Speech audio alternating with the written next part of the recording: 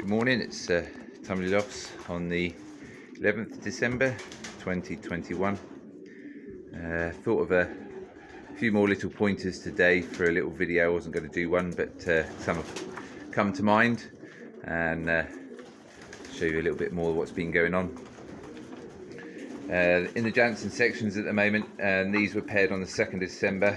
Most of them were paired on the 2nd of December.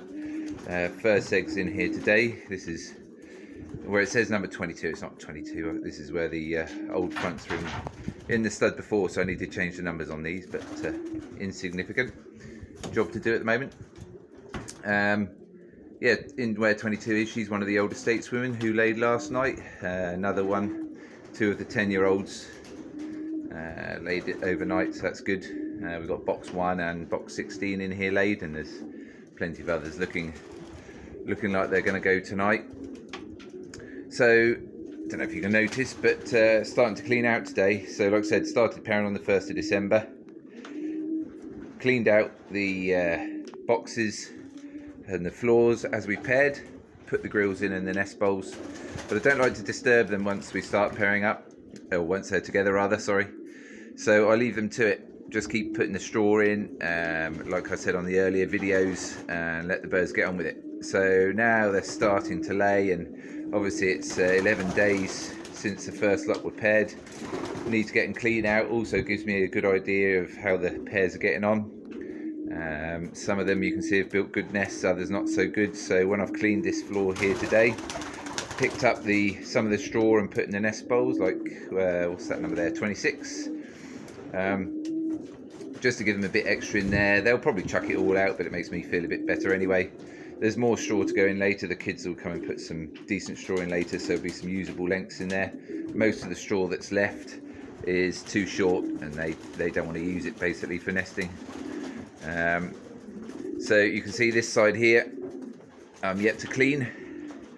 This is the next one, the other Jansen section. See a nice egg in the box 9 there.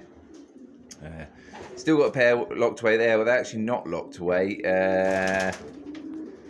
This pair beside them to the right, box, what it is, 8, 7 and 8. Well, 7 keeps going and knocking 8 out. So at the moment they're going in and out. One's out every other day. So box 7 are locked away today, box 8 are out, and vice versa. So hopefully when they lay, that'll sort things out. But box 8 never held his box last year. So he's got his last chance this year. If he doesn't hold his box, and that's something I don't like. I want a cockbird to own their box. It's their home. You've got to fight for it. Can't just keep getting out of the way. I've got young cocks waiting in the wings to come in, and any excuse really to let them come in, I will do.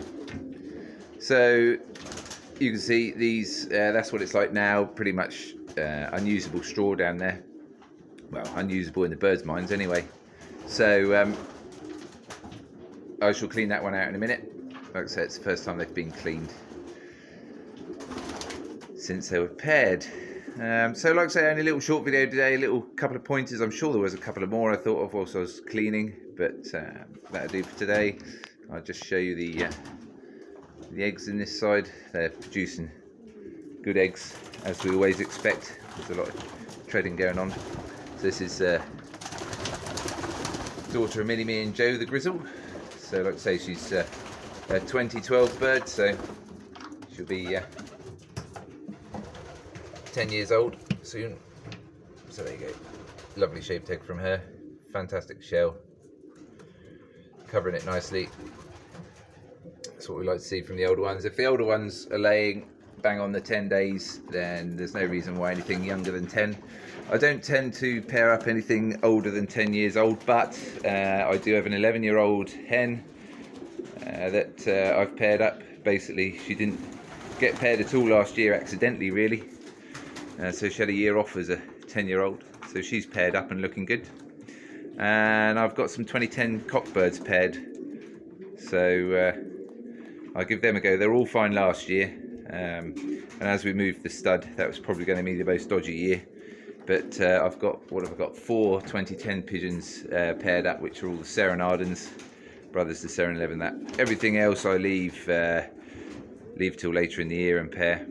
Again, I've got in the stud some cocks and hens that were maybe a little bit dodgy last year, fertility or laying, so they've got their last chance this year. Like I say, especially with the move, that didn't help some of them. But I've got young stock waiting in the wings to come in, so this is where sometimes we let some freebies go, or let some of them go very cheaply off of our first national winners, because basically we need 3 rounds, 6 youngsters, just like that. No fuss and bother really.